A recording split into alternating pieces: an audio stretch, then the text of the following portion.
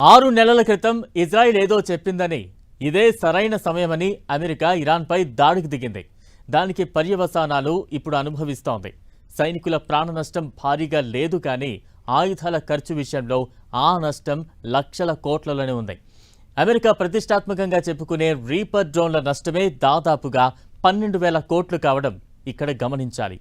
అంతేకాదు అసలు ఈ డ్రోన్లు ఏకంగా 45 నాశనం కావడం ఇప్పుడు అమెరికా వ్యాపారానికి కూడా పెద్ద దెబ్బగా భావిస్తున్నారు. కుప్పకూలుతోన్న రీపర్ డ్రోన్లు, ఒక్కో రీపర్ ఖరీదు $50 మిలియన్. ఇరాన్ యుద్ధంతో అమెరికా తన నెత్తిన తానే చెయ్యి పెట్టుకుందా? భేషజాలకు పోయి ఇంకా కొనసాగిస్తుందా? ఒక్క రీపర్ డ్రోన్ల నష్టమే 11,000 కోట్లకు పై మాటే. ఇరాన్తో కొనసాగుతున్న తీవ్ర సైనిక ఘర్షణలో అగ్రరాజ్యం అమెరికాకు ఊహించని ఎదురుదెబ్బ తగిలింది. అమెరికా సైనిక పాఠవానికి ప్రతీకగా నిలిచే అత్యంత శక్తివంతమైన MQ-9 రీపర్ డ్రోన్లలో ఏకంగా 45 డ్రోన్లు ధ్వంసమైనట్లు ప్రముఖ పత్రిక వాషింగ్టన్ పోస్ట్ తన కథనంలో వెల్లడించింది. ఇది అమెరికా వద్ద ఉన్న మొత్తం రీపర్ డ్రోన్ల వ్యూహాత్మక బలగంలో పావువంతు కావడంతో పెంటగాన్ వర్గాలు ఆందోళన చెందుతున్నాయి. ధ్వంసమైన 45 డ్రోన్ల విలువ సుమారు $1.3 బిలియన్ పైనే ఉంటుందని అంచనా. అంటే భారత కరెన్సీలో ఇది దాదాపు 11,000 కోట్లకు పైమాటే. ఒక్కో రీపర్ డ్రోన్ ధర, దానిపై అమర్చిన సెన్సార్లు, ఆయుధాలను బట్టి 30 నుంచి $50 మిలియన్ వరకు ఉంటుంది. ఈ భారీ నష్టానికి మూల్యం అమెరికా వాసుల పన్నుల రూపంలో చెల్లించాల్సి వస్తోందని విమర్శలు బయలుదేరాయి.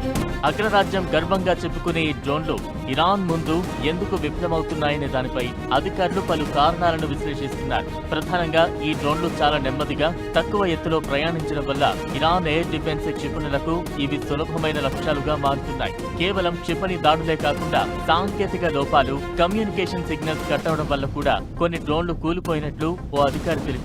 అంతేకాకుండా మధ్యప్రాంతంలోని అమెరికా సైనిక స్థావరాలపై ఇరాన్ జరిపిన దాడుల్లో నేలపై ఉన్న కొన్ని డ్రోన్లు కూడా నాశనమయ్యాయి. ఇరాన్పై యుద్ధంతో అమెరికా డ్రోన్ల నిల్వ గణనీయంగా పడిపోయింది. యుద్ధానికి ముందు అమెరికా వైమానిక దళం, మెరైన్ కార్ప్స్ వద్ద కలిపి మొత్తం 185 రీపర్ డ్రోన్లు ఉండగా ఇప్పుడు వాటి సంఖ్య 135కు పడిపోయిందని Air Force Lieutenant General David Tabor ప్రకటించడం గమనించాలి. ప్రపంచవ్యాప్తంగా కార్యకలాపాలకు కనీసం 189 డ్రోన్లు అవసరమని, ఈ నష్టం తమను ఆందోళనకు గురి చేస్తోందని ఆయన తెలిపారు.